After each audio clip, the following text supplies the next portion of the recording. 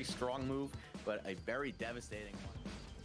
What's going on, friends? The Aces Collegiate Series is back. It's Rod, it is Max, and it's getting kind of dark. I need to do something with my life. Anyway, while I figure that out, let's go ahead and talk about these matches here, Max. I know your body is ready because these matches, you talked about them before everything started, and it looks like we're actually, sorry, Max, we're not going to talk about anything.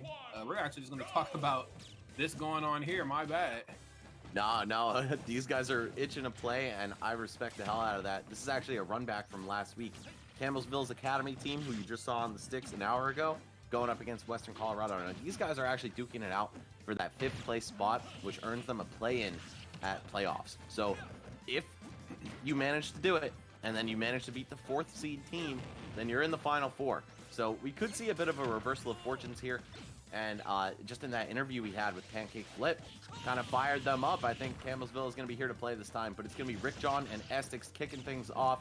Falco versus Rob, a matchup that I think is actually quite good for Falco, one of his best ones among the high-tier characters, just because you can combo the hell out of Rob, and you've got great answers to his long-range game with your laser and your shine. Most definitely, but you know, Estix, no stranger to beating up space animals. I mean, he just did it in the last set here, so I'm sure he's trying to recreate history. But yeah, Max, I agree. Falco certainly has Rob's number in a multitude of different ways, but one thing that neither side can really seem to work around is that side B, man. That side B has just claimed the lives of so many players, dude. Yeah, it's a perpetual thorn in the side of Rob's opponents, that's for sure. Oh, wow, Rick John going right in there with the up B. I think he might have thought he was off stage there, but either way, doesn't get punished for it. In fact, quite the opposite, lands the hit. Now we've got Estix in a position. Oh, he did footstool item drop out of shield right there. That was super clean. Oh, wait a minute. He goes back to side B, back to the stage, and he's just working with some, I know I said it last week, but maybe the bird really is the word. Oh, even gets the lingering reflect box right there. That was great. Yeah, now this is super important because Western Colorado, they have 3 wins for the season. Campbellsville Academy only has 1, and they need to win both of their next matches, including this one, in order to make that 5th place a reality. And then they have to have the tiebreakers in terms of stocks work out in their favor. So there's so much on the line right now. It's going to be Western Colorado. Rick John taking that first stock. That's right. Back throw with the ledge. Just going to show what a little patience can certainly do for yourself. Goes for the throw. Not quite enough to get it done here. Ceiling is still the ceiling here on the battlefield, but got caught with his pants down there. Great down smash. All right, things are still just heating up in this match. Only 1 stock gone, and wow, 30 off the bat. Just 2 projectiles. And that's still reflected. Turn the gyro against him. Okay. Oh, nice. Oh, side B catching the roll. Damn. Yeah, I didn't know that move could do all of that. Oh my goodness, forget the side B. The down air, shutting Falco down. Despite how much time in the air he spends canonically, just can't figure out a way to get back to the stage. Yeah, birds cannot fly in Smash, as we have seen. Falco's recovery, not really the best. It's actually not so bad in Ultimate, though. The up B goes a lot further than it looks, and he has a very generous ledge grab box at the end of it. Mm-hmm. Oh, man, that side B. Catching Rick John rolling out of the corner pretty consistently. Got to clean that kind of stuff up. Fix these habits that you notice you've had now that you have so much game footage over the last 2 months here, or 3 months, actually. Yeah, we've been going at it for a while. Oh, yeah. And I know it's tough at times, too, man, because Rob can really get under your skin. I mean, you can press a lot of buttons on Rob, and Rob on a character like Falco really only needs maybe 2 or 3 to really put Falco in a bad spot, or if not, just kill him. So I understand, but you know, you really got to keep this game airtight here. Oh my God. I think that was forward air to down smash, if I'm not mistaken. Then that's the fall off, and air is going to be enough to get it done. Rick John staying in this with only a 43% deficit. I mean, this is just one really combo away, but even though we haven't quite seen him get his hands on him yet, I'd like to see what goes down now. Now we got ourselves on an even playing field again. Oh, another side B. Okay, pop him off stage, shoot the gyro, and try to cover with down air. Almost another perfectly executed stock. Wow, finds the air dodge by accident off stage and doesn't catch the ledge roll. Estix still kind of playing out of his mind. And I really think that last conversation we had with Pancake Flip really fired him up, man. Like, fired up the whole team. I would hope so. I mean, Pancake Flip had a lot to say there. Oh my God. No, that's yours. Ooh. Yeah, take that laser right back. Only gonna take like 20 damage for it though, not the end of the world. And another side B. Rick John, it's these rolls that are getting you blown up, homie. You gotta clean those up. Oh, Wow. okay. That hit the ledge? Yeah, I'm very confused. I'm concerned and confused. Oh, direct to everybody's in. No punish. Oh, I thought he was going to grab the first time he dashed up in his face. That up throw with the assistance of the platform probably would have done the job. I don't know if you could let a character like Falco play the long game with you, man. I mean, yeah, see, stuff like this is going to happen. He has the reflector, and he knows that you're waiting to throw something. Oh, my God. Going deep. Yeah. Okay, smart. Slips off the ledge to make himself safe. Rick John looking for the spike. Not going to find it. Looking for the forward smash. Also not finding that. But now we're in that high percent scramble territory. So many ways that either of them could die right now, especially with Rob off the stage. Don't let that 92% fool you. Forward air from Falco is so strong, as is forward smash. Yeah, especially coupled by the fact that he's in the corner as well. You know, Rob a big guy, but he ain't that big. Downer off the mark, and then, yes, probably trying to avoid the gyro, but unfortunately rolls right into another side B. And I love the fact that S6 was starting to think on his toes there. He went for the side B to Simone before, but then slid off stage because I think in that first stock he went for side B, then got back thrown for it. Now the percents weren't quite as high, but it's still a position you don't need to be in. And you can just see both of them start to kind of panic as that first stock or last stock was starting to conclude, right? As the percents climbed, gameplay got a little bit more shaky and nervous, and that's to be expected in pretty much any skill level of Smash. You see this at the top all the time. People just start swinging kill moves, getting a little bit off center, and the second that happens is the second that your opponent can capitalize if they have their wits about them. Oh, that spike was just so perfectly set up from Estix.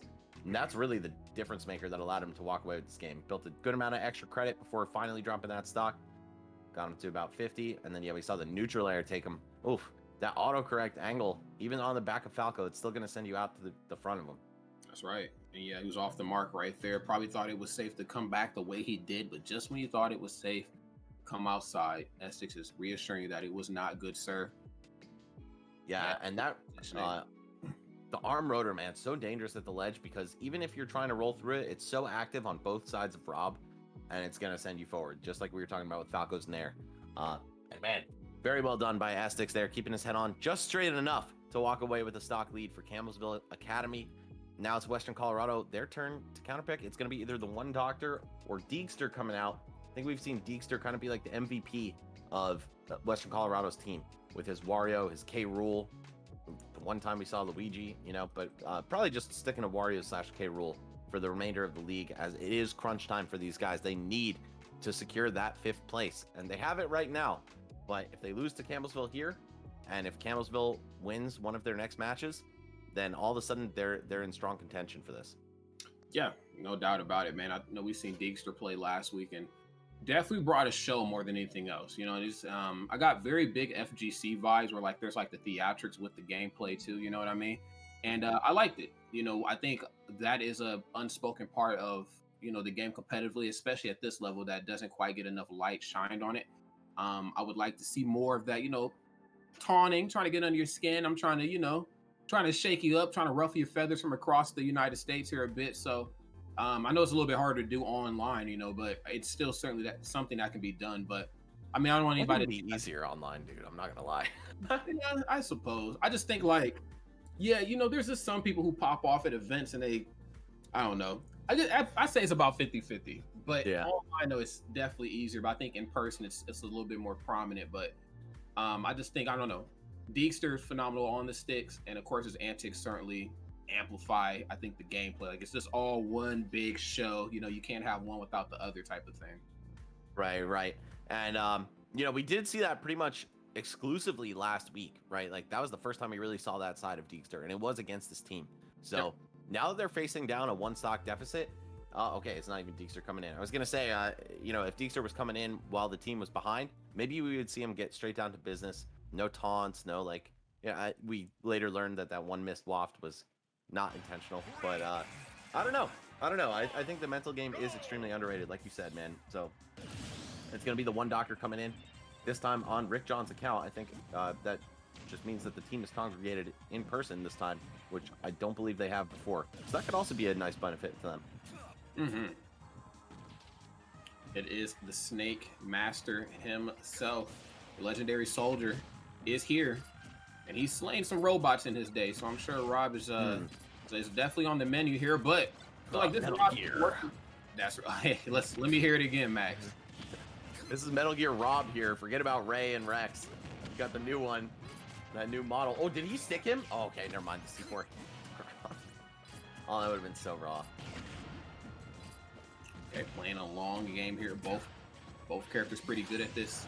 I will say that you know, Snake, again, as much of a trap-based character, zone-based, whatever, you know, the critics want to call him, you know, whatever it is, if there's another character that does it, there's a possibility that they might do it just slightly better than him. But I think, of course, where, you know, you lack that, you know, your up-close and personal buttons are definitely terrifying. Oh, great grenade. Yeah, don't even think about it. Yeah, Snake just such a versatile character, right? Like, he's good up close, good afar, good when his opponent's in the air, especially. Oh my god, landing on this character can be a nightmare, especially with up tilt, the whole field being busied up by grenades like that. But yeah, either way, it's a pretty even start here, and really the name of the game is for Campbellsville Academy to take one more and just continue this lead, right? Like, this is the underdog story against another underdog team who just barely climbed now into the 5th place spot after a couple good weeks. I want to see if that versatility that we know from Snake is going to come out here, because I like what. Wait, is he also rocking his tag? What's his tag? Yeah, no, he's on his Switch. Okay. Oh, that's right. Duh. Yeah, you can't. It doesn't matter what the tag is when you're on your Switch, but doesn't matter. Up smash is going to hold it down right at the ledge too. Sometimes that very simple, that very strange stuff from Snake can get it done. Just up smash at the ledge, or just like, you know, down smashing, or just something very simple like that can cause a big problem for somebody like Rob. Yeah, just being such a large target makes total sense that would be difficult for him to overcome. But yeah, all right. The one stock taken in this game belongs to the one doctor, and that's going to be the end of Essex. Now it's down to Pancake Flip and True Cody. So Samus and Young Link. If I'm Campbellsville Academy, I'm probably sending in True Cody, just because I feel like Young Link gets a little bit outmatched up close by Snake, whereas Samus, she can just play the whole game from afar, attack on big damage, get KOs with her charge shot. Something Young Link can't do is kill with his projectiles, and I think it might be really important to have that. Also, the edge guards from Samus are brutal on Snake. Oh, they most definitely are. Samus can definitely get out there and stay out there for quite some time, and she can come back from a lot of that too. I'm looking at like Nair. I think Nair can knock Snake off of his Cypher. I'm pretty sure back air can. Up air might be the one that can't, or maybe forward air too. Both of them, yeah. Fair and up air can't. Yeah, but down air, Nair, and back air are problems for Snake off stages. So he's really gonna have to make sure you stay grounded. And even in the up close game, I mean, as crazy strong as Snake's hitboxes are, we know how they hit. You know, they might not make sense strength wise, but we know like limb to hitbox, you know, ratio, what's coming. But Samus has some stuff up close. You're like, I get big Wii Fit vibes. I'm like, this hit like this animation on top of this move and this hitbox just did not sit right with me, and now I'm dead. So like up tilt at the ledge, like up tilt is just like this crazy strong move, and it just like sends you clear up into the left or right depending on which way she's facing. And so yeah, she's dangerous up close too, but we probably won't see much of that game because this is Snake, and who really needs to get handsy with him when you can zone him? Exactly. Yeah, that's the luxury of being a character with great projectiles, because of course Snake is so good at that game himself, right? But he has to cook his grenades, he has to time everything. You know, Nikita is really like his only traditional linear projectile, and there's a lot of lag on that move, and it's also kind of slow to turn it. Yeah, it travels fast when it's shooting straight, but how often is your opponent going to just sit there and take a straight Nikita? Yeah, true. Very true. It's despite the speed buff that has gotten in this game, I don't foresee anybody with a piece of competitive brain in their head to just stand there and let themselves get hit by it. And I guess unless you're like Incineroar or something, you're trying to eat it for, you know, revenge. But outside of that, you need to move out the way. Yeah, 100%. Even then, it can still get you, but a character like Samus, who just like has so many ways to even shoot at it and turn the hitbox off for a second, that works really well. And we'll see how well the one doctor is versed in the matchups that face him, right? Because Young Link and Samus, as strong as they are, they're not very typical or popular characters. Young Link a little bit more so, but Samus, for as simple as she is to play, I thought more people would use her for sure. Either way, we'll find out right now. Okay, it is actually going to be Pancake Flip, so throw all that speculation out the window. This is interesting. I think they want True Cody just to anchor, just to hold things down. It's typically been S6 is their opener, Pancake Flip in the middle, and True Cody at the end. So sticking to the order could pay off for them here. We'll see, because I think Young Link can do some great things against Snake as well for similar reasons. He just lacks that punch that Samus packs.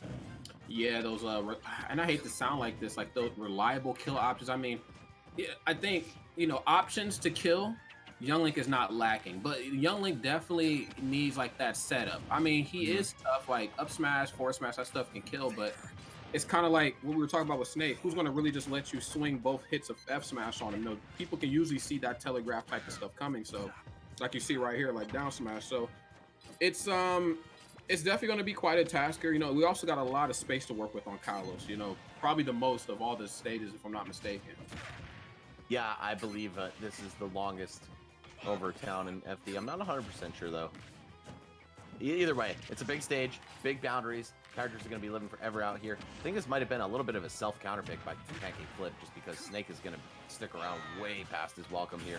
Oh, okay, up smash to the face. Not the ideal punish there, but it's good enough. You'll take anything you can get. Using Nikita, kind of dropping right on top of Snake. I like that little option. That's some very, very sneaky type of stuff that we don't see very often. Yeah, see, there was the up smash right there, but again, you know, I think, you know, Toon Link and Young Link, probably more Young Link than any of the three, they reach a certain point in time in the match where like, okay, I know that we both know you're trying to kill me. And since what you're doing is so telegraphed because you need that setup, I'm just not letting you have it. And so now it really forces Young Link to kind of think in some of these higher percent moments. Right now, we got a little bit more health to toss around here, but at a certain point, I would imagine a Young Link is going to have to try to figure out what they're going to do in fast. Yeah, exactly. One up tilt from Snake. Forward tilt by the ledge will probably do him in even. And Pancake Flip did mention in his interview, and a couple players have recently, that nerves are certainly a factor for them. And that's something you just have to eliminate as best as possible when you're in a high-pressure situation like this. Your team's counting on you to be able to make the playoffs right now. Pancake Flip staring down that reality. As long as he can keep it close, open things up for True Cody to only have to take one stock, then that's good. But, of course, there's still plenty of game time left here. Oh, yeah, a whole bunch. Nice, the double down there. Like that, the pogo stick is what my homies like to call it. He's just going to Nikita right over him here. And, oh, a little bit of patience shown to the Nair out of shield. Great business right here from Pancake Flip, not allowing this match to flip around outside of his favor here. Got to keep this thing close, man. Snake can milk a lead, too.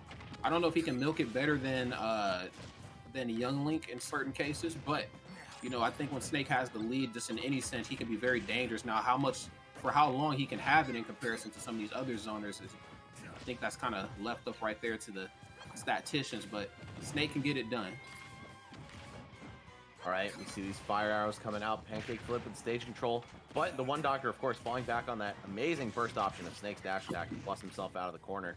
No reason to roll when you have that. Fight your way out with offense rather than defense, and you'll probably find yourself getting read a lot less. Oh, yeah. Oh, we're right at the ledge. Oh. Oh. What? I don't even know what I just saw there, but it ended up with a dead Snake and a living Young Link. What? I don't know. I don't have words for that one. But either way, Pancake Flip gonna ride this momentum as long as he can. I love the Zair in the middle of the combo there, too. Using Snake's grenade in his hands. Oh, beautiful way to hit Snake without detonating the grenade there. And now he just needs to avoid up tilt. Dude, if we see Pancake Flip walk out of this one with 2 stocks, I'm liking Campbellsville Academy a lot for this match. I most certainly am as well. You know, this is a complete turnaround. It looked like just a moment before the One Doctor was trying to drop some C4s off the ledge, and he might have thought he was the reason why he was able to come back, but Pancake Flip had a bomb of his own in his hand. So, not good here. I guess also on Kalos, too, you have the ability to wall jump here, too. So, I mean, that, of course, opens up the possibilities of getting back to the ledge. Oh! From that, what are you doing? Wow. Oh. And if the One Doctor didn't blow it up, it could have timed out at 26 seconds. I was on there for a while. All right, well, the 2-stock dream is gone, but now it's the One Doctor with the comeback chance of a lifetime here. He's just got to play 1 stock out of his mind, keep surviving, use the big stage to his advantage. Ooh. Oh no, oh no. 1 stock dock is here, Max, and it is looking dangerous right now for Pancake Flip. Getting that self. Oh my goodness. Nugget up smash at the ledge, and there's a Nikita not allowing himself to get hit. Very smart to hold shield, but you gotta respect dash attack though, man. Oh no! Oh, and he drove it into the stage just to hit him with the explosion, not even give him the chance to clank out the missile. Wow, the one doctor, what a roller coaster of a match that was. But yo, one stock Doc, Rod, I'm rocking with that for the rest of the league, bro. That was crazy. One stock Doc is very dangerous. The legendary soldier himself, he said, I can beat up robots and I can beat up small elf children with. Is that his title on Boxing Ring? Actually, I don't know. He Oh, okay. actually might be the legendary soldier. That might actually be his name. Yeah, I don't know what it is. Honestly, that's kind of underwhelming. I hope it's something cooler than that. Yeah, because he's like so much more than a legendary soldier. How about the legendary soldier clone? No, I'm just kidding. True. How about the biggest Chad in Smash? I'm liking where you go with this. Keep going. Oh, dude, that forward air is just so ridiculous. I see the vibes though. Like I see what he was going for, but just not like that, man. Either way, one stock Doc making it happen. I can't believe Pancake Flip stood right in front of that C4, and I think that just like shattered his psyche right there. He was gaming out of his mind and just pretty much respawned into a 0 to death off of that. Yeah, buttons were getting pressed, and yes, he tried to drop it off stage, and I think he thought because he reset that it was his own grenade that did that, but no, sir. C4 would have sent the youngling clear out into the blast zone. That was just that good old Legend of Zelda tech that did that, but it doesn't matter because one stock Doc certainly kicked into overdrive here, and he was able to shut it down. Yeah, and we just saw so many panic air dodges from Pancake Flip toward the end of that too that he really didn't have to do. And that was an excellent Nikita. Again, driving it into the wall, making the explosion go off, and producing the strong hitbox by default. Whereas, you know, a lesser Snake may have just tried to put it into Young Link, and then it would have clanked on the up B and not hit him at all. So here it is, True Cody coming out, the final stand for Campbellsville Academy. This is pretty much their best shot at making the playoffs. They have to win here, and they have to win their next match, or one of their 2 next matches. I don't know. This is kind of a tough call. I would hate to see either of these teams get eliminated from the running because they've both put on a great show for us, and they've both started to build a little bit of momentum as the season comes to a close. Yeah, it's always tough, man, on these circuits because you start to fall in love with the teams and the players, and then, you know, there just comes a point in time where as much as we're all having fun with these matches, we know that there's going to be a couple weeks where we're just not going to be able to see any of these guys that don't qualify anymore. So I hope both sides do well here. I can't really say I want one to win more than the other. I just hope that True Cody definitely brings his A game because one stock Doc is not to be played with, man. You know, we got the guys who are great at the ledge. We got Game 5 whoever, and, you know, Deficit whoever. I don't know. I'm just making up names. Deficit Danny. I don't know. But one stock Doc, though, from what I just seen here, this is certainly something to fear, and he's proving it exactly. Oh my God, exactly why. All right, you can't take another one of those. That up tilt, that'll certainly end a stock. Oh, so will the C4. Good on True Cody for recognizing that it was there, but not that one. Oh no, and Campbellsville's Academy team staring down potentially the end of their season right now at the hands of one stock Doc. This is not good, man. You know, 14%. This is still doable. You gotta get this stock taken. Oh my God, but you definitely can't go for stuff like that up underneath Snake. Snake is he's gonna shark like his life depends on it. Yeah, that should do it. Yes. Ain't no surviving a Samus back here. I don't care if she got the costume on or not, all right? Back here hurt. Yeah, facts. That girl can kick. And kicks the one doctor off the sticks right now, but it's gonna be Deekster with a full, fresh 3 stocks ready to go, probably playing Wario up against True Cody for the finale of this match here. And I don't know, man, if he only was ready for that C4, we could have seen a much different season for this team. Their final match would have been against Greenville, who, you know, is also trailing toward the bottom end of things, and I think they could have pulled off a win there, but oh man, that was just tragic. The one doctor, though, playing out of his mind. You got to appreciate that in its own right. I love a good comeback story and underdogs and all that, but wow, how did that hit? That was so far too. That's the one doctor's C4s have just been on point today. Yeah, they most certainly have.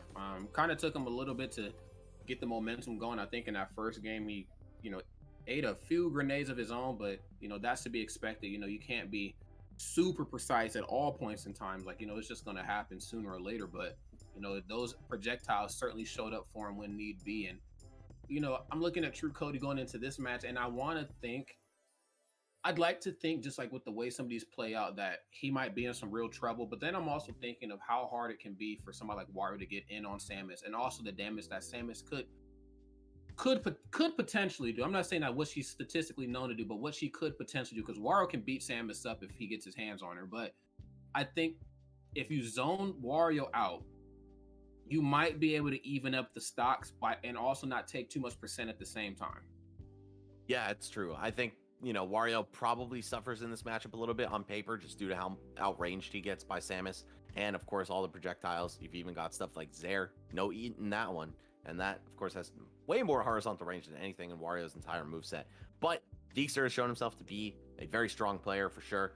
And we'll see if True Cody's able to just outplay him 2 to 3 stocks. Wario, we talk about how this character only has to take 2 stocks in a normal match because of Waft, right? It's obviously an exaggeration. It's kind of tongue-in-cheek, but there is an element of truth to it. And now with his opponent only having 2, that basically means Deekster has to take 1 on his stock, live long enough with his life advantage, and then just pop the Waft and it's over. So I see a very strong path to victory for Western Colorado here, and True Cody's going to have to play probably the best match of his life to come back from this one. Yeah, no doubt about that. We're going to see how deep he can dig, to really pull this one out. And Samus can certainly do it. Samus definitely has a place in all 3 formats that we traditionally commentate: singles, doubles, and of course crew battles. But when I think of what she can do in crew battles, I'm very, very happy to see a character like that played at this level. True Cody has to bring the A game, but no Wario here. We actually got the king himself, King K. Rool, ready to toss that belly and that crown around. So, I mean, she's slain lizards before. I'm not saying she can't do it here. Yeah, now this is an interesting one because I would say K. Rool probably gets tossed, right? Like, just being a big body. But he, of course, has the reflector. He's got armor, and he has 2 good projectiles of his own. And we already see 25 damage at the hands of those projectiles right off the bat. Yeah, it's starting to come out very aggressively here. Yeah, and then, of course, using up air, that's a very big combo tool that Samus is going to use at these lower percents. The fact that they kind of get thwarted by K. Rool's armor when he's tossing stuff out is very, very rough on Samus, man. I'm not saying that she... Oh, my God. I'm not saying she doesn't mind playing a long-range game, but, those moments of capitalization when she gets in, I'm sure she would like some of those, too. All right, and now you've pretty much got a reverse 3 stock, a very healthy K. Rool. Didn't even get enough damage to really put yourself in a comfortable position. Wow, that actually blasted away the crown armor. I guess that's percent-based armor and not, knockback-based armor, not just straight-up super armor on the crown. Did not know that. Oh, and the reflect. Oh, this is potentially just the end of the road here. True Cody, you got to figure something out super fast right now. It looks like Deekster is way too poised, way too in the zone. Yeah, that's a very dangerous Deekster. Directional air dodge in. Okay, gets boinked. That happens. Doesn't get hit with the right part of that, though, so he lives to fight another day, but not for long here if he can't get these feet back onto the stage. I mean, Samus is big, but she ain't that big. Oh, my. Did he kind of taunt, too? Yeah. The taunt that looks like down tilt. Oh, no. Deekster. Turning it up, like you said, Rod, an element of the theatrics right there. Wow. Okay. Deekster coming out, doing his thing, taking a 3-stock victory for Western Colorado. And, I hate to say it, man, but this is officially the end of the running for Campbellsville's Academy team and their playoff ambitions. So, the Western Colorado all but securing their spot now as the 5th-ranked team. I don't think any amount of losses for them can knock them out of that spot. No, absolutely not here. And these replays really hurt to watch because that, Campbellsville Academy, they try their hardest to, make do, and to really show up every week. But it's tough, man. I mean, just even looking at that position in terms of just a little micro interaction, I mean, you're faced backwards to the ledge. I mean, you don't want to recover high because at that percent, you're definitely not snapping. So if you go high, you risk getting hit. If you don't do anything, K-Rool has a lot of body to toss around. So Deekster just knew what to do in the heat of the moment and, shut True Cody down. Rick John, the One Doctor, and Deekster, they are your winners here this evening, my friends. Please be sure to also show them some love as well. I mean, as things get more intense, we move closer into playoff season. I want to make sure that these players get as much shine as they can possible, not just like, stream views, but, follow these guys. They're on a journey just like the rest of the competitive community. And who knows, you might see some of these guys in the next top 8 of CEO or MomoCon or something, anything. So show them some love. Yeah, absolutely. Don't want these players to be forgotten at the end of the season by any means. Some of them also might be seniors who are graduating. I'm actually not sure what year everybody is. But either way, guys, if you're in the chat, if you're one of the players and you're watching this, please go ahead, drop your Twitters, make sure that people can stay in touch with you. You're inevitably going to have people rooting for you after watching this, whether it's alumni from your school or just people who like watching some good collegiate Smash. So would love to see them get some representation, some recognition, etc. And I can say the same for our friends over at the Center Ring podcast. Tim and Anuj, they're your hosts. They take you through all the biggest topics in esports all the time on a consistent basis. Make sure to check them out on Spotify, on iTunes podcasts, or straight up at tcr.gg. Guys, we'll be right back with some interviews and then our final match of the night.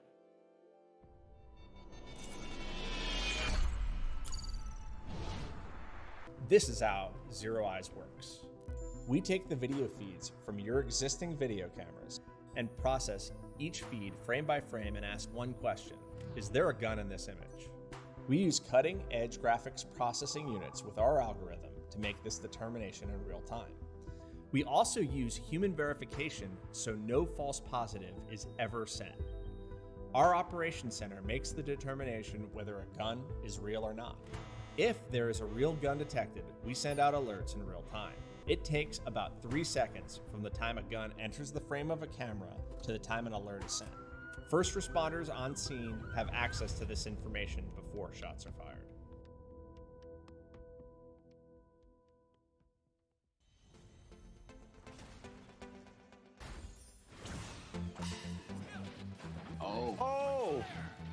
Rick John's Jet's not cool whatsoever, bro. Oh no! Projectiles at you, another dash attack. Yeah, I think a character that's great on like, wow, the parry. Dude, in the blink of an eye, Fruit Smasher attacks on 100%.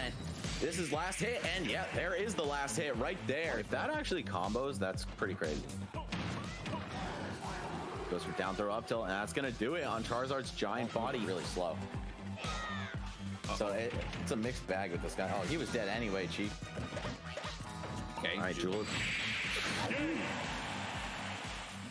Gonna say he was trying to keep him out, but he does anything but. Oh my goodness. Oh, He falls out. That move. Oh! okay. Oh no! Do it! You got these? You got these recoveries? Yeah, we he's do. good. He's good. Yeah. Oh god. What the heck? One mistake, one misstep, and Ivysaur can certainly make you pay. But Mike, what the? 3 here. One good move can close it out. That side B at the ledge, so tough to deal with. But we're gonna see Queed. Oh, it closes it out. Yes, it's not gonna go back at plant. You saw it just kind of land in a heap right there, and didn't really get anything for Rick John. But he's gonna close it out with back air. Nice and clutch. 3-stock win here for Western Colorado. Their second of the season.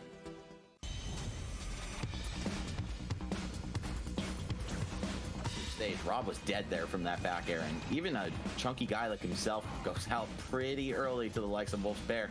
Yeah, there's that point in time in a match where, we talked about Snake before, where when he's winning, he's one of the best characters in the game. Oh my god! One guy has like 1,000,000,000%, the other guy has like 40. Oh my! Wow, he actually died. Jesus Christ. Forward tilt. Okay, just comes right up with the dash attack. Very smart business, and the spike from above. If you want to box, he can box. If you want to play the long game, all his projectiles confirm into something devastating. Oh my god, but speaking of devastating, no projectile needed. Crouching, waiting right there. Crouching dragon, hidden dragon. Ooh, that should be enough. Yeah, that's gonna do it. Barely enough reach to hit DDD before the forward smash. Bunkus closes it out with a disgusting jet hammer.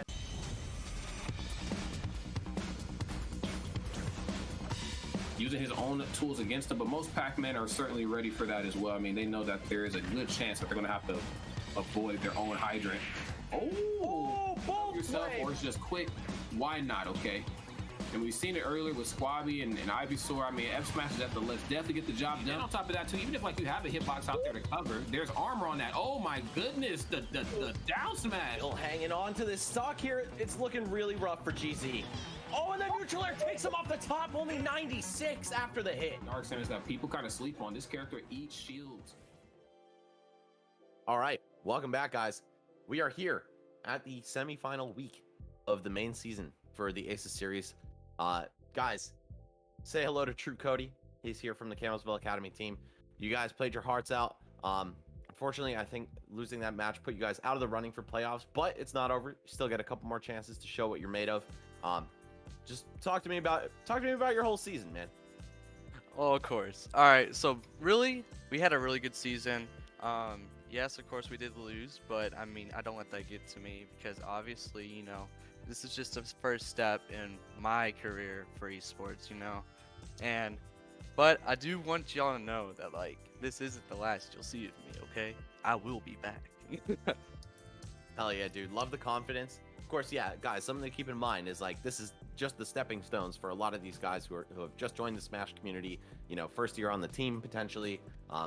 And a lot of these programs are also young and just getting off the ground. So it's super hyped to see that you guys were able to put 2 teams up.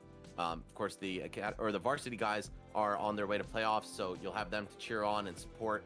Oh yeah. And of course, practice with over the coming months and years as you guys look to level up your own gameplay and make a comeback to the collegiate scene in whatever it is the next league you decide to enter. So I think the future is bright for you guys.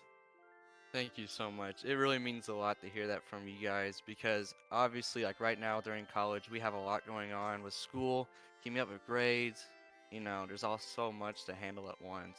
But it's good to know that you guys still cheer us on even when we get put down. But trust me, next season, whenever we're back on here, ready to go, we're gonna play our hearts out just like we did today because we're doing it for the one and almighty. Hell yeah, dude. That is great to hear. I'm happy that you guys are still motivated. That's one of the most important things as a competitor is not to let losses get you down, and you're doing just that. So I'm glad that you guys are still rolling with some momentum, and I'm sure we'll see you next time. What do you guys, what kind of message do you want to send to your future competitors right now? I'm not gonna be like scary or anything and be like, "Better watch out." I mean, I'm gonna be like that, but I'll just be nice this time. Obviously, like right now, I'm very thankful to have opponents like these because, I mean, it's okay to have easy competition here and there, but when you have people that actually like know how to play the game and actually like, want to win, it's nice to have that competition because you actually have to fight for first place and not just like, ease your way up there to first place, I'm very happy that like I have these competitors because it really has taught me like so much on how to be a better player. And I'm like, just because I got beat doesn't mean I'm upset about it. Actually, I'm more than happy to get beat right now because I get to improve and be a better player next time y'all see me. And I'm very thankful I got this opportunity to do that too. Dude, that is amazing to hear. Again, I love the attitude. I love the mindset. That's just a great way to be, and I think that'll lend itself to a lot of success for you in the future, man. So, congratulations on just coming out here, doing the thing, stepping up to the plate and being able to play something that a lot of people don't necessarily have the guts to do. So, I'm glad that you're, smiling in the face of defeat here, and that you're gonna come back stronger, and you're excited to be pushed to your limits. Amen. All right. Well, congratulations, guys, on a great season. We will, of course, still see you next week. It is not over. Another chance to get a W on the board and kind of roll things strongly into next year. I hope you have yourself a good one. Any final shout outs you want to make? Yes, sir. Thank you for saying that because, yes, I do have one. Okay. So I really just want to shout out to the coach because, oh, man, CJ is such a wonderful man. It's only because of him is why I'm still here. Because I did not know that I'd be in esports right now if it wasn't for him just like, showing me like the roots of it. Because literally like 9 months ago, I was playing Smash Bros just like for fun with like friends, but I never thought about playing it competitively. And once CJ showed me like all the beautiful things you can do with Smash Bros, it really showed me that there's so much potential I have. And I'm thankful for such an amazing guy like him to be in my life, to help me get better and be a better person towards, teammates and towards enemies. I just really want to shout out to CJ because he's such a wonderful man and he does everything he can to make sure that our team does the best that we can do. Thank you, CJ. Dude, that was beautifully spoken. No joke whatsoever. And I'm glad that you guys have a coach like that to kind of be the glue that keeps your teams together. Yeah, that was really nice of you, and I'm sure that CJ appreciates the hell out of hearing that. So, yeah, guys, look out for Campbellsville, both the varsity and academy teams. They're not going anywhere, and I'm sure we'll see great things from these guys in the future. Again, True Cody, he just said 9 months ago he didn't play this game competitively, and look what he's already able to do with that little bit of time. So keep grinding, bro. I know you've got it in you. I know the whole team does, and we'll catch up with you guys in the future. Yeah, I'll see y'all next time. I love y'all, and y'all have a wonderful night, all right? Same to you, bro. All right, take. Oh man, that was so wholesome and nice. And I know I say that pretty much every time we hear an interview from any of these guys, but I'm about to cry, man. That was yeah, that same. Was, no joke, bro. That was some Oprah Winfrey, Dr. Phil stuff right there. Wow. You know, we just don't get to see that type of love. You know, I just, not to harp too much on the past, but you know the history that the community has had within the last so many months to last year, and to see the love get spread like that. You know, we don't see it as much as we probably should, but when it comes, you know, around, I think once we move out of this online format, you know, if it's possible, give a person an air hug, you know what I'm saying, at the next event, you know what I'm saying, dap a person up. I'm not saying, you know, handshakes and open mouth kisses, of course, you know, getting sick is still a thing, but show some love, all right? And with that in mind, also show some love to the next person in this interview process. We got the one doctor, aka One Stock Doc. How are you feeling, my friend? I'm feeling good. I'm really curious about this nickname. Dude, that's Man. One Stock Doc, baby. No questions asked. Yeah, man, the One Stock Doc. I mean, the things that you can do with One Stock is absolutely just on another level, man. Let's just rewind really quick. You know, this is Snake. This is, you know, going up against somebody like Young Link. What's going through your head right now? I gotta grind him out. I was like, I'm just gonna get in close and pull as many grenades as possible and keep him uncomfortable. He's super light, so I thought I could just kills. Yeah. And I mean, I like the game plan, man. There is one thing though that confused me just a little bit. There was a time where you had him off stage and you were dropping C4s over the ledge. And I was like, oh, this is some super big brain stuff. Like, I like this. Because we don't typically see a lot of that type of stuff. But when you use that in conjunction with a stage like Kalos, it almost makes sense, because you know Young Link is going to try to wall jump in a situation or two. But you went off afterwards, after he reset himself, and you went for 4 there. Did you just want it that bad? Or like, what happened there? I was thinking, I want this stock right now, and sometimes I get a little excited when I see stocks like that, because whenever, like, because I'm used to playing like melee with like, you know, like 6 of us, just you know, you just go for dogs every single time. Sometimes they work, sometimes they don't. You kind of cut out there towards the end. Could you say that one more time? Oh, so when I used to play with my friends, because like I just grew up playing melee like on the big box TVs, and you know, you just always want to go for like spikes. Like that was just always our game plan. Like even if it was a bad idea, we would always just go for it. So that carries over in a bad way in Ultimate. Yeah, but I mean, you still won.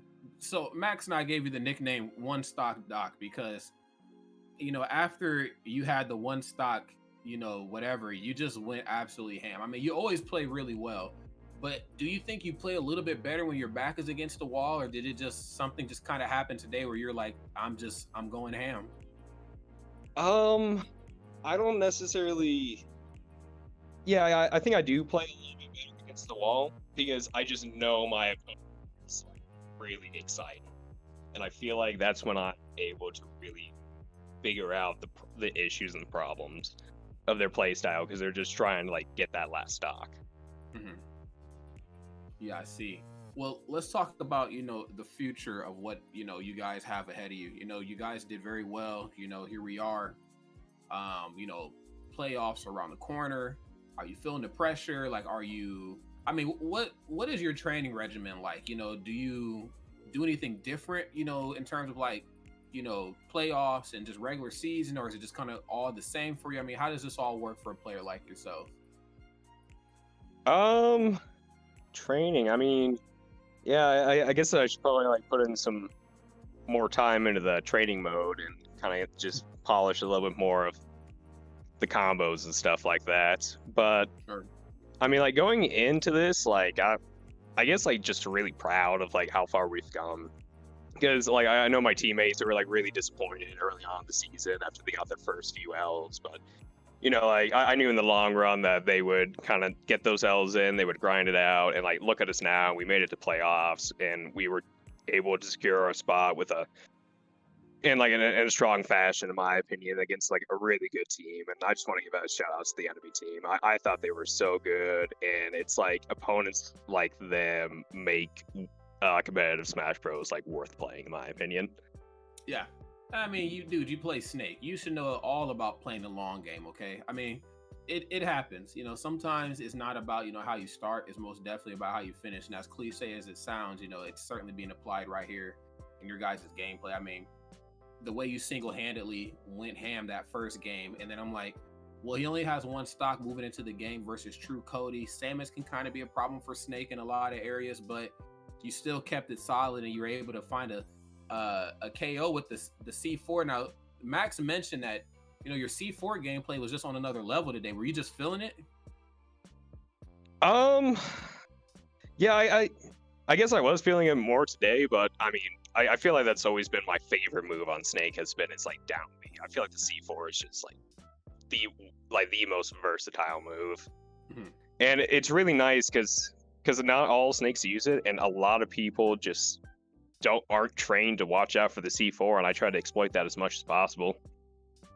Well, I gotta say, you definitely did a good job of it, because you know what Samus does to Snake, and some of the head-to-head interactions, and of course off stage is nothing prettier. But let's talk about the future, man. How are you feeling moving into the playoff season? I mean, you had a long journey. You guys didn't start out as hot as you probably would have liked to, but here we are at the end, and we're cooking. You know what I'm saying? We're moving in a pretty okay pace. I mean, how are you feeling?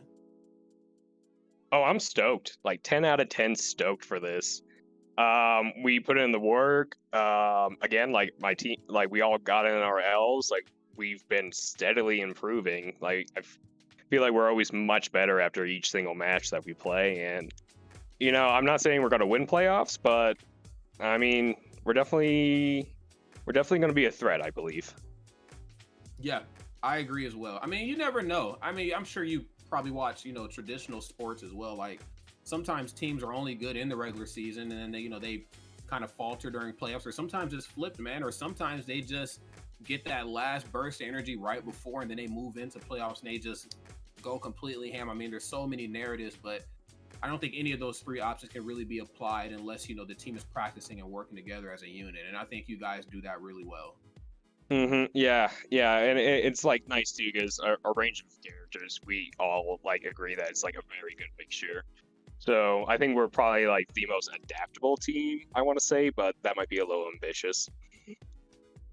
I mean, you might be. There's definitely some data there. Yeah. I'm not taking any of that away from you. Whatever it is that you guys feel about yourself, whatever it is you have to tell yourself, regardless if the stats are there or not. Look, man, playoffs are going to be very ugly. So whatever type of morale boost you got to use, dude, use it, because I would certainly like to see you guys do good in the playoffs. Sweet. Well, that was a little morale boost. Thank you so much. Hey, man, that's my job, man. Max and I, we don't have a job unless you guys show up to play. We can't make it fun unless you guys make it fun. So we're just guys and I are happy to be here.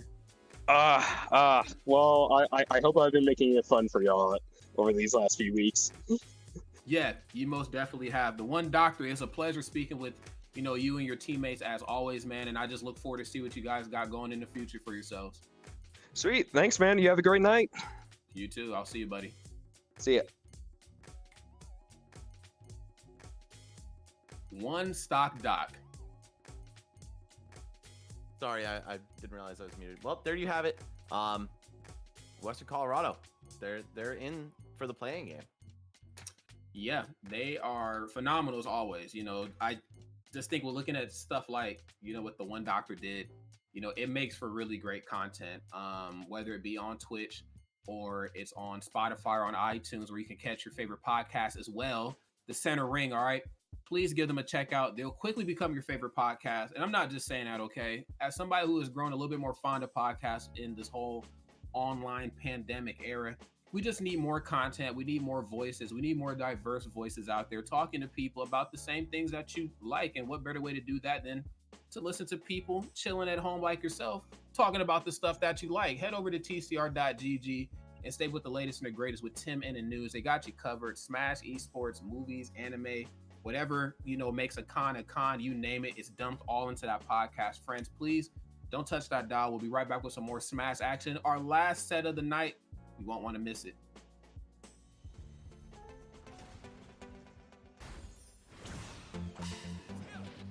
Oh, Rick John's Jet's not cool whatsoever, bro. Oh no! Projectiles at you, another dash attack.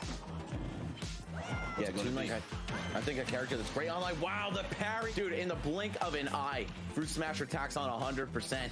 This is last hit, and yeah, there is the last hit right there. If that actually combos, that's pretty crazy.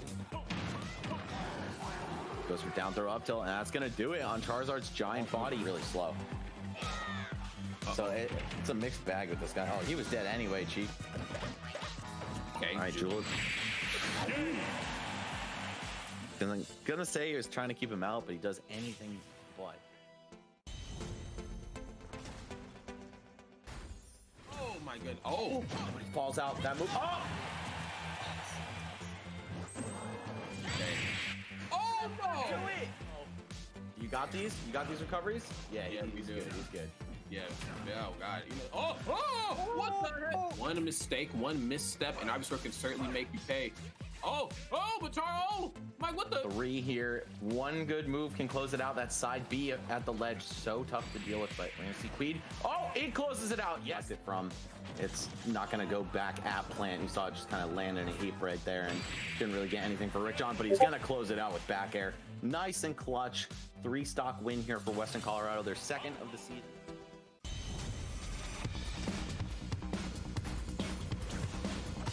Rob was dead there from that back air, and even a chunky guy like himself goes out pretty early to the likes of Wolf Bear. Yeah, there's that point in time in a match where, we talked about Snake before, where when he's winning, he's one of the best characters in the game. Oh my god! One guy has like 1,000,000,000%, the other guy has like 40. Oh my! Wow, he actually died. Jesus Christ. Forward tilt. Okay, just comes right up with the dash attack. Very smart business, and the spike from above. If you want to box, he can box. If you want to play the long game, all his projectiles confirm into something devastating. Oh my god, but speaking of devastating, no projectile needed. Crouching, waiting right there. Crouching dragon, hidden dragon. Ooh, that should be enough. Yeah, that's going to do it. Barely enough reach to hit DDD before the forward smash. Uh-oh. Bunkus closes it out with a disgusting jet hammer.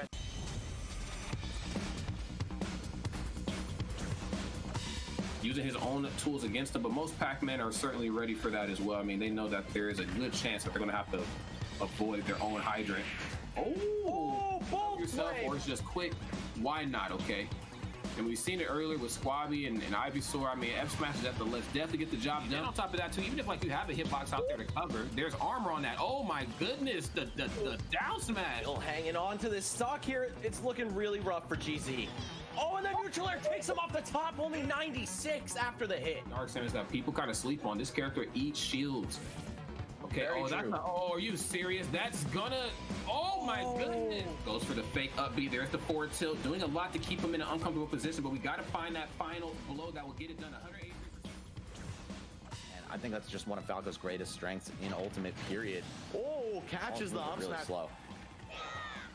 So it's a mixed bag with this guy. Oh, he was dead anyway, Chief. If you're drifting to the side and you buffer your aerial, you'll just get that drift input as your aerial because this game's silly.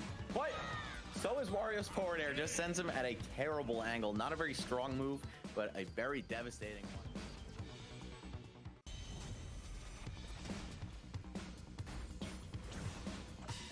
Dude, in the blink of an eye, Fruit Smasher attacks on 100%. This is last hit, and yeah, there is the last hit right there. Bone Arrow, or maybe more particularly Boomerang, I get it. It's a great combo starter, but if it doesn't connect... Oh, Poke, you're killing me. And all the way, she definitely is a lot to look at and occupies most of the screen. Wow, Jesus Christ, he just runs off. Goes for the stock trade down. We are back, friends. Thank you for holding it down with us. We had Potential 5 games tonight, but we only have the normal 4. So I mean, you're still getting the same dosage of smash you would have got any other night. It's Rod, it's Max, and we got our last set here, man. I am super amped for this one. This one's gonna be good. Yes, sir. We have the closer, and it's going to be Western Colorado, who we just saw take a nice victory over Campbellsville Academy, and they're going up against the big dogs, Montgomery County, who have been sitting at the top of the leaderboards for like 5 weeks now. So if we see them get toppled here, that would be extremely surprising, but also just a really good sign for Western Colorado going into the playoffs. Yeah, no doubt about it. I mean, whatever type of morale boost, I mean, whatever type of anything that you need moving in, it might not seem like it matters, but just moving into the playoff season with a good attitude, because you're at the top, could certainly spell something great for yourself. But on the opposite side of that as well too, we've seen a lot of teams move into the playoffs in the past and they get comfortable. They're like, hey man, we got the best record, what do we need to worry about? Playoffs won't be any different than the regular season. These guys are in the gym, and best believe they're working on secret weapons, new combinations or whatever to try to apply here in these matches. So everybody has to stay on their A game. Yeah, exactly. And fighting a team like this, I mean, you don't get any easy breaks at all. No, not at all. It's going to be tough from start to finish here. But I'm very excited to see, what's going to go down. We talk about both of these two teams very often, and I just think anytime they're on the main stage to play, it's always a treat. And I think some of these last final games here in the regular season will certainly set the tone for what we're going to see here in the coming up weeks. So I think we only have two weeks left, 2-3. So we don't have much time left to really bring it. So it needs to be brought right now. Yep, exactly. So I don't know, just looking forward to this. If I'm on the side of Western Colorado, I'm of course fearing the Min, but there's a whole team with these guys, and Lucky Break is going to be the one to start off with his Bowser. Not the best head-to-head matchup with Falco whatsoever, but this is a character who doesn't really care about numbers and ratios. He'll just destroy you. Yes, he is a guy that just wants to get those hands on this little bird frame and throw that tummy around. Falco, on the other hand, certainly well aware of that, and I do like Falco playing the long game. I mean, I guess you can use laser and reflect to keep Bowser out, but you get much more utilization out of Falco's tool set when you get up close and beat Bowser up. Okay, great forward air. Yep, Rick John off to a great start, and the dunk. All right. Well, what a message that was. It's not very often we see somebody like Lucky Break get done like that off stage. And I know like that's kind of in Bowser's nature, because, he is kind of vulnerable depending on the person who's applying the off stage game. But, I just think when you play Bowser at this level, you're always ready for that. Good Lord, what is that hitbox? God dang. That hit from the back of the shell there. All right. Nice. Baiting out of aggressive option off the ledge, goes for the jump, but forward air, claiming another victim. There's another forward air. What is this little bird body to do? Are we gonna go for a roll?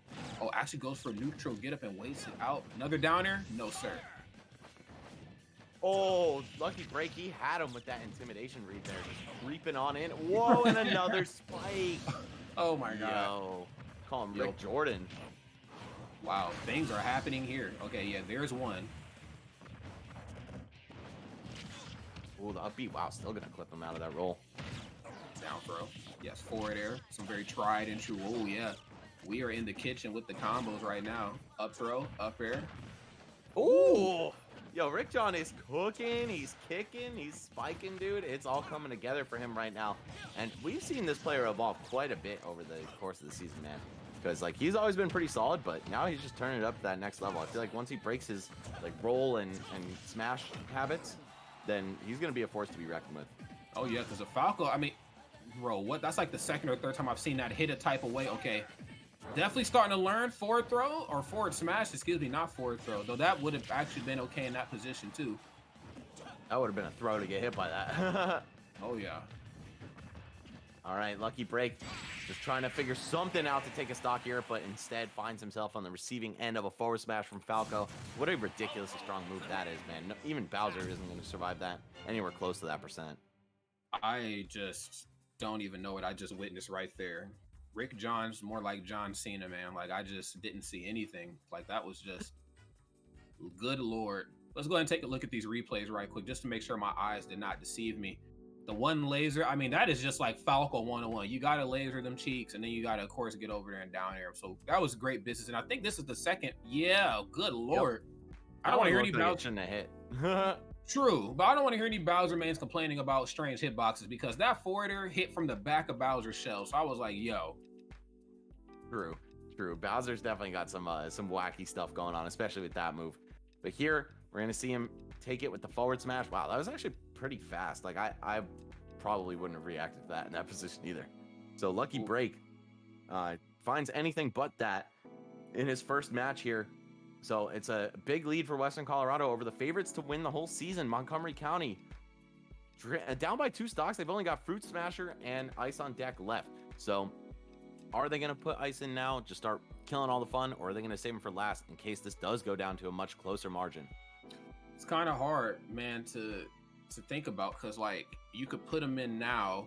I think the very nature of you putting him in now lets the other side know that, you know, you're frightened, which is a mental boost for the opposing side. But at the same time, we've seen Ice on Deck play in every position but the second string in, so it could be for that reason. I don't know. I get like either I open the show or nobody can cover for me and I go ham in the end. I can't allow myself to be in the middle, and just in case I don't do well, and maybe, you know, who knows, somebody's labbed the min match. If I get blown up real quick, now the other side goes in with 5 stocks. My guy only has 3. So, there's a lot of numbers down that rabbit hole. I let's say Fruit Smasher to be safe. What do you think? I'm guessing it's going to be Fruit Smasher as well. The only hesitation I have with that is that Sephiroth is so light, right? There's a solid chance you're going to get chipped out for 1 stock. But you know what? Even if you do, it doesn't matter. Oh, it's going to be PCL. Interesting. Wow. Okay. So fielding one of their substitute players who was originally only going to play in the match against Campbellsville. Wait, no, hold on. Just 1 second. Yeah, he was supposed to play only against Greenville today. But instead they're going to be playing him anyway into this team. So Western Colorado, I think, you know, they're talking about lucky breaks, bro. They might have just found themselves one, because PCL, you know, I'm sure he's a great player as well, but like Fruit Smasher and Ice on Deck have shown to consistently be like the powerhouse of this team, and they're only going to be able to have one of them for this crew battle. Oh, 100%, man. Well, let's see how this goes down. I mean, a little youngling never hurt anybody. But then again, though, I mean, we kind of do need Young to hurt somebody right here because they are in the deficit. Rick John right now playing very well, playing better than well. I mean, just to see the way Lucky Break got done is, I mean, if you missed a week, Max, and I had to tell you that, you probably wouldn't even believe me, man.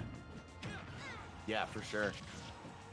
Oh, the forward air on the way down. Okay, shaking some of that pressure. You can tell both of them are just like kind of adjusting to each other's playstyle, right? There are a couple like nervous movements and just hesitations that you don't normally see. But it looks like they're both starting to get a little bit more comfortable here. Rick John almost with the up smash to close the stock. Back air, very close as well. Oh, and didn't even need to go out there and try to swing on him. Yeah, that was just a botched recovery right there on PCL's part. Now Rick John, yes, his patented combo starter, the down throw into fair drag down into down tilt. Sheesh, and I mean, it's just not stopping here. Just an assault. My goodness. Oh.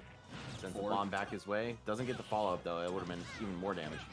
But still utilizing these platforms in a very high-level Falco fashion. And good Lord, that up smash has just been such a thorn right here in PCL side. I mean, we've seen it just earlier with the side special. Then he kind of hesitated a little bit. He went for the side special, and there's usually something right after that, but he waited just to see what he was going to do, and then he up smashed. And I'm like, all right, man. Rick John is definitely in the zone today. Dude, Rod, they're about to go 3 players to 1 on Montgomery. Yeah, seriously. And, you know, it could even be 3 stocks or 2 stocks left on the part of Rick John if he keeps playing right. But, you know, just has to make sure he doesn't fall into old habits and start spamming smash attacks and kill moves at this high percent.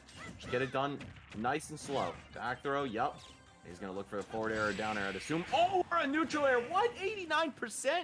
That killed a 3 stock on the part of Rick John, who only entered the match with 2. It's John Cena, man. I'm telling you. This is Rick John Cena. Are we about to get the upset of a lifetime to close out tonight? We might. I mean, and story-wise, think about it. It's done on a team that had a player that basically did this same thing to everybody 2 or 3 times. So what a turnaround this could be. But this is what I'm talking about. I'm not saying that either side is being lazy or not bringing their A game, but things get a little bit more intense as we move closer to the playoffs, man. That is true. And honestly, dude, I'm gonna just be real. I do think Montgomery kind of slept on these guys. Not bringing both Ice and Fruit Smasher could prove to be a fatal combination here. Uh-oh. Yeah, Rick John, man, he's been leveling up. The whole Western team has been leveling up quite a bit in the past couple of weeks, and I think you picked the wrong time to, count them out for sure. Good Lord. Lord, protect me from John Cena and the things I cannot see. Great stuff, man. That was amazing as always. Rick John, literally on another level. There's a lot of players, man, who are kicking it up a notch. I mean, I'm looking at like the One Doctor today, Pancake Flip. I'm looking at a lot of guys who are just working with some different energy, man. And I gotta really give it to Rick John. I mean, dude, to do what you're doing with Falco, and these are very different characters you're doing this to. I mean, sure, Bowser's very easy to beat up, but Young Link, man, played properly, that's could be kind of tough for Falco, man. But I mean, he's digging deep. I don't know where this energy is coming from, but all I know is that it's going to make for great matches, and I love it. Yeah, I mean, 8-3 right now. We need to see Ice come out and do what he does best, and that is, eliminate entire teams. But think about it, man. If each of these guys gets only one stock on him, then it's over. And Montgomery is going to see, finally, a second loss in that column that has just been untouched since, I believe, the first week of the Aces series. Yeah, I'm sure they're probably not ready for that, but unfortunately, I mean, regardless if you're ready or not, man, it's going to happen sooner or later. These players are going to figure you out. I mean, I think, obviously, nobody wants to lose, but I think just looking at the circuit, just like outside looking in, or maybe even further than outside looking. I mean, just like I'm like, outside down the street and around the corner. Like, I want to see, not for the sake of losing, but I want to see other teams figure it out. I'm not saying I want to see anybody lose, though. Okay, I don't want to wish that on anybody. Right. I want to see teams figure things out for themselves. And up until this point, this team really hasn't had many answers. There's, Bowser that kicks the match off, which is, I mean, Bowser being Bowser. And of course, you have Fruit Smash that was, Zelda, or not, I almost said Zelda, ZSS, good Lord, not Zelda. And Sephiroth as well, who, depending on who you ask is, it's just Sephiroth, everything that comes with that. But then you got Min Min, and we've seen this Min Min played in multiple positions, whether it's like the anchor versus Bunkus, or we've seen them solo an entire team. Nobody's really had an answer up until now. Was Falco it this whole time, Max? I mean, for Bowser and Young Link, that's a pretty good character to throw into them. You know what I'm saying? He just so happens to cover both of those matchups immaculately. Now, no ice. No ice in this crew battle. So, interestingly enough, this was the matchup the roster they locked in for their match with Greenville today that didn't end up happening. And it looks like they're just sticking it out. The second game, if you look at the schedule, it says Fruit Smasher, Lucky Break, Ice on deck. But no. Only one of those guys. Only two of those guys are here. Okay. Wow. Well, I'm not doubting Fruit at all. He's a very capable player in his own right, but can he mow down 8 stocks with the very light Sephiroth in the same fashion that his teammate Ice on Deck has done with Min Min, who I think is just a completely different animal online. Sephiroth, if anything, I could see him being maybe a little bit worse online, but also, there are a lot of things that seem like good Wi-Fi strats for him. I don't know. Not an online player myself, but I don't know. I just don't like his chances. I think this might be a little bit of a tough spot for Montgomery for the first time in a minute. Yeah, I'm not really liking this too much either, but unfortunately, for Fruit Smasher and the gang, these are the cards that they were dealt, but strangely enough, they dealt them to themselves. So yeah, let's see how it goes. I mean, Rick John has been playing out of his mind right here, but if he can, maybe get this next stock taken without getting one of his taken, that can make the task at hand moving into the next one much easier. But I mean, there's still a long journey ahead here. But he finds a spike. Okay. Say goodbye to the 3 stock Fruit Smasher. You gotta go into ultra overtime right now. It's 7 stocks to 2. You gotta take more than 3 per one of yours. My goodness, this is a very odd thing to see. I mean, oh my God. I mean, I've been watching a lot of Sephiroth, for various reasons here lately, but it's I like Sephiroth versus Falco, but I don't like it when the chips are. Oh, try to hit him with the snapshot. Oh my god. Oh, and down air. Oh, and he doesn't even hit it. Oh no. Oh no! What did he hit him with? Did he spike him while he was charging up B? Oh my god. Did he do that to himself? It looked like they traded right there because I saw Falco get yeeted up. Wait, what the hell just happened?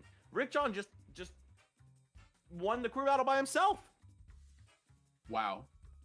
We just witnessed something. Yeah, thank you, production. Let's go ahead and take another gander at this here because this match started out good for like 20 seconds right here for Fruit Smash. Then he got his Fruit Smash. There's the up throw, back air. Of course, Sephiroth can't deal with too much of that. Then boom, Falco boots. And then he gets spiked again, I'm pretty sure, out here. Yes, sniped out of the counter. Oh, and that he just wanted to charge the up B. That was just straight up an SD. And here's the one I really have questions about. It looks like... Yeah, he did spike him out of the charge. Oh my god, Rick John. Unrelenting with the down airs off stage. Yeah, let's watch that one more time because Sephiroth's down in the bubble. Barely misses the sweet spot on the down air. Understandable because sometimes he just goes a little bit further out and actually just dares off the stage. Oh, he trades with the weak down air. And, oh no, he traded with the weak one. Dude. That's really smart for characters that have to charge an up B. I was really, yeah. Really smart. Wow. Wow, wow, wow. We just witnessed something beautiful right there. Well, damn. Well, I guess the only thing left to do now, Max, would be to get some of these players on the line here. Rick John, there you are. The One Doctor and Deekster, but it was the Rick John show. We'll never know who the One Doctor and Deekster are going to play because the Rick John just put the whole team on his back here. Good lord. Bro, I'm gonna be real. I want to hear from Rick John. I much love to Doctor and Deekster, bro, but like we got to hear from the guy who just made that happen. Yes, we most Let's definitely get him on the line. But of course, we'll take a short break first. We're gonna throw to some words from our sponsors. And speaking of, check out Tim and Anuj on the Center Ring podcast. They're on Spotify, they're on iTunes, and they're on their own website, tcr.gg, going through all the biggest and greatest topics in esports. So make sure to check them out. We'll be right back.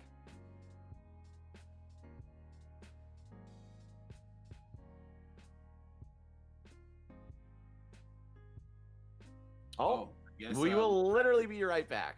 Yeah, we told you just at the snap of your fingers right there. But Rick John, I know Max really wants to chit chat. He wants to pick your brain. So let's talk. Yeah, you can hear me, right? Yes, sir. Cool. Dude, what was going on there? That you just did the thing. You soloed the whole team. Yeah. I kind of I felt like a lot of these games I wasn't really playing at like my full power, and then this game I just decided to try. That's all it takes is just a decision. Yeah, or well, like I don't know, I just started doing it and it happened. Yeah, dude, I gotta say, man, you really cleaned it up. Like earlier in the season, I think, we saw you just like fishing for kill moves and like a couple bad rolls and stuff, but like in this game, none of that was present. It was just like you had your head on straight the whole time. You beat the Bowser pretty handily, absolutely cooked the young Link, and then Sephiroth, Fruit Smasher, who, before we knew about Ice on Deck, we considered to be like the anchor of the best team in the circuit. And he barely got to touch you, man, other than that one counter on your back air, like, just being slightly off on the combo timing got you killed. But then after that, it was just Edgeguard City.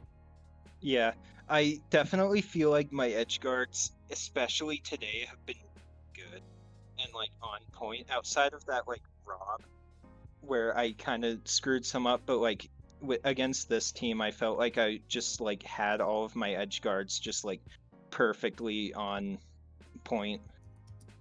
Yeah, I mean, you certainly backed that up with your gameplay, man. Going for spikes, going for nairs, fairs, etc. off stage, and you nailed pretty much all of them. Obviously, when you keep going for it, there's going to be a couple misses, but you just got to shrug those off, roll with the punches, and bring your best. So you did exactly that, bro. Wow, what an incredible job, man. What do you feel like kind of powered you up?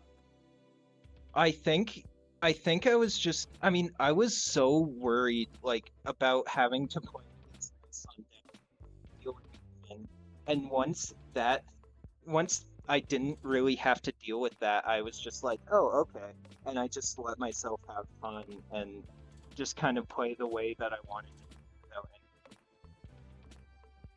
Yeah, well, hey, now that you guys have confirmed your spot in playoffs and doubled down on it by taking a win over the top ranked team, I think a lot of that pressure can be alleviated. You know, you guys have definitely proven yourselves to be one of the good teams out there, and I think anyone who fights you in the future should be looking out and studying up, practicing against Falco, practicing against K. Rule / Wario, and practicing against Snake.